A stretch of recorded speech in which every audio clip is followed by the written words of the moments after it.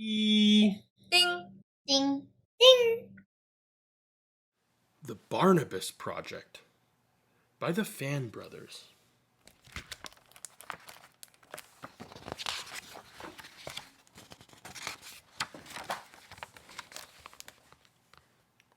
Barnabus lived in a secret lab. He was half mouse and half elephant, and he had lived in the lab as long as he could remember. The lab was hidden beneath perfect pets on a perfectly ordinary street. It was deep underground where no one would ever find it. The lab was where they made perfect pets. Except Barnabas wasn't quite perfect. He had been put in a part of the lab called failed projects. His home was rather small, but that just meant it was easier to keep tidy. The green rubber suits always fed Barnabas his favorite food, which was cheese and peanuts. And yet, he sometimes wondered about the world outside his little bell jar.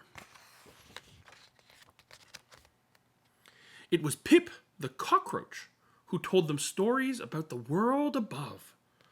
Stories about a sparkling silver lake, green trees and mountains that reached all the way to the sky, lit with their own stars. Maybe someday I'll sit on the grass and look at the stars, said Barnabas. And when he closed his eyes, he almost could. Impossible, said Pip. Nothing is impossible, said Barnabas. But secretly, he worried his friend might be right. At that moment, the green rubber suits came in. They turned on the lights and checked each bell jar one by one. They made strange noises to each other. They peered and they poked. They peeked and they prodded. They put red stamps on all the jars. Then they left. What does it mean? Said Barnabas, looking up at the strange red stamp. It means you're going to be recycled, said Pip. That's what happens to all failed projects. You'll be fluffier afterwards, offered Pip kindly. And you'll be cuter, and your eyes will probably be bigger. I like having small eyes, said Barnabas, although he wasn't even sure anymore. Barnabas slumped in his jar. He wasn't fluffy enough, and his eyes were beady, but he liked himself just the way he was. And what if, after he was recycled, peanuts and cheese were no longer his favorite foods? What if his friends didn't recognize him after? What if he no longer cared about green trees and mountains lit with their own stars? We need to escape, said Barnabas suddenly. The other failed projects gasped, but then they cheered. Impossible, said Pip. Nothing is impossible, said Barnabas. He took a step back, and he kicked as hard as he could. He charged at the glass, but the bell jar was much stronger than he was.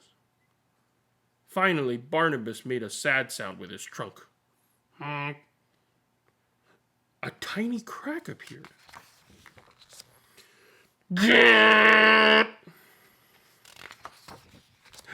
He was free! Then he freed the others. The Dust Bunnies, Light Up Lois, Bumble Bear, the Amotex, Mushroom Sloth, Wally the Ripple, Stick 1 and Stick 2, Quirt, Moshi, Pompidou, Fertile, Blinky, and the Bottle Moggs, Lowell, Percival, Spike, Pinto, Chloe, Peep, and Leaf. All of them. You have to understand, they had never been outside their jars before. There was quite a commotion. They whooped and sang. They chirped and hooted. They stretched their legs and jumped for joy.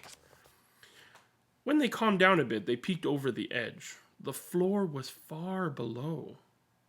"Now what?" said Quirt. "We have to work together," said Barnabas. One by one, they helped each other down until they finally reached the floor. "Shh," said Barnabas, and they all fell silent. Then they heard it too. Footsteps in the corridor outside. "Quick," said Barnabas. "We can go through here." He didn't like dark places, but the footsteps were getting closer. Everyone crawled into the vent with Light Up, Lois leading the way. It was a tight squeeze for some of them. The vent led into the most secret part of the lab. They all looked up.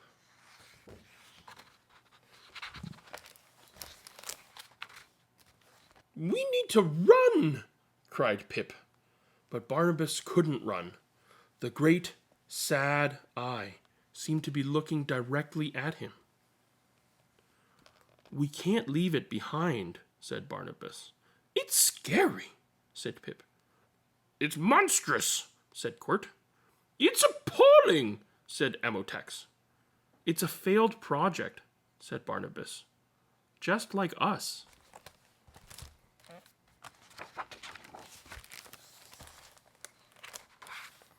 They worked together to turn the great valve that opened the tank. But it was too late. The green rubber suits had found them. Just when all seemed lost, the tank door swung open and water flooded into the lab. Up the water carried them. Up to the world above.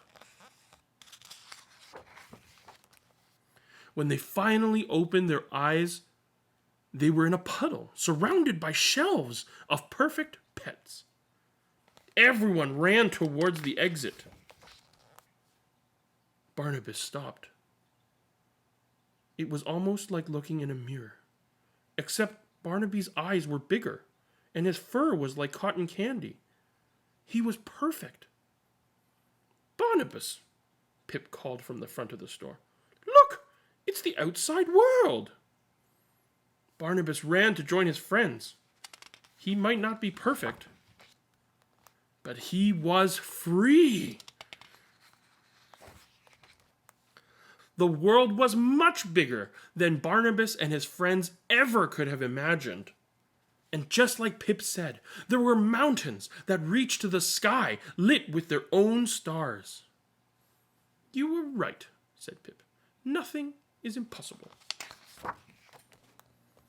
Soon they found a place full of sunshine and happy noises, green trees and soft grass, a place that might be home. It wasn't always easy, but they always stuck together. The end. Well, I hope you enjoyed that reading of The Barnabas Project by the Fan Brothers. This probably is the longest book that I've read for this channel.